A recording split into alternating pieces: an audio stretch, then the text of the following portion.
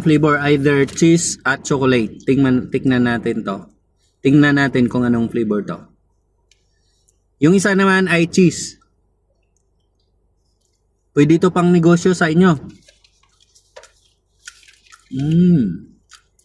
Pwede. Ito naman yung chocolate. Chocolate yung isa.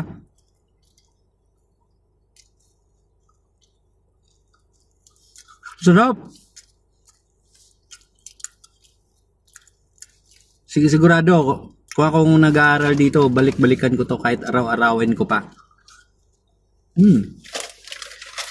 Last.